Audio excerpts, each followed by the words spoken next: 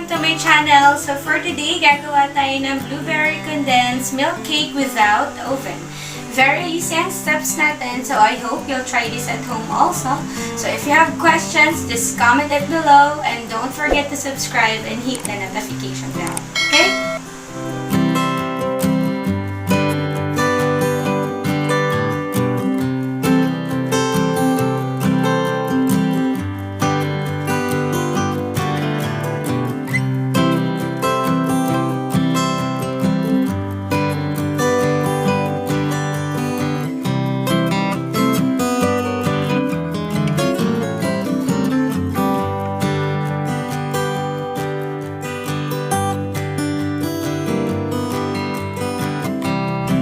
First step natin guys is ibibit muna natin yung eggs.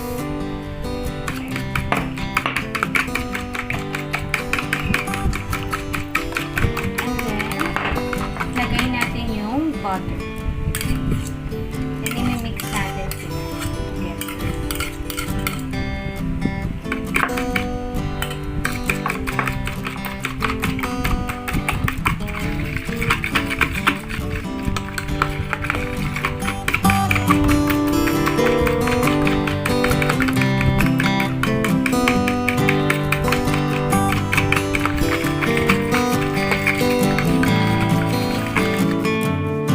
So, I'm done mixing the egg and the butter. So, next, ilagay na natin yung condensed milk.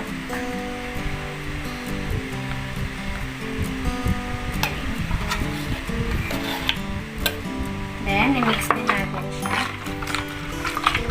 You need to mix it well.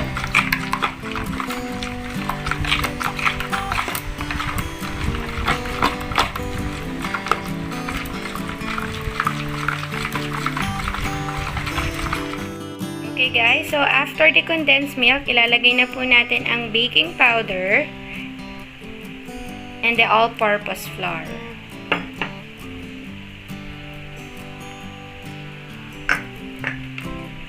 And then mix again.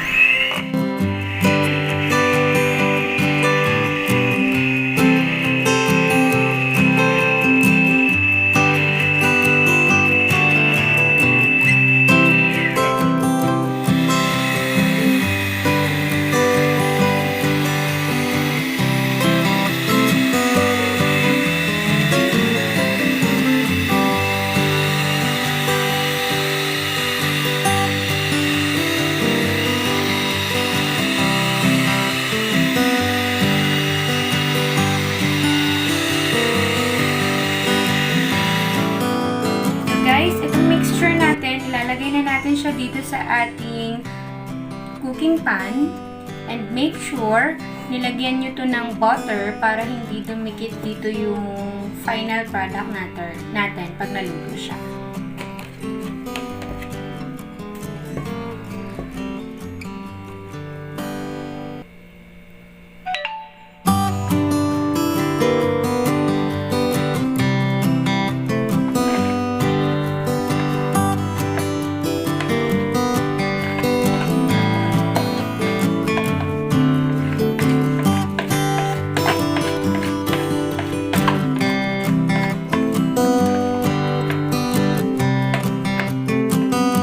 So guys, ipapatong lang natin siya ngayon sa may kawali for 1 hour.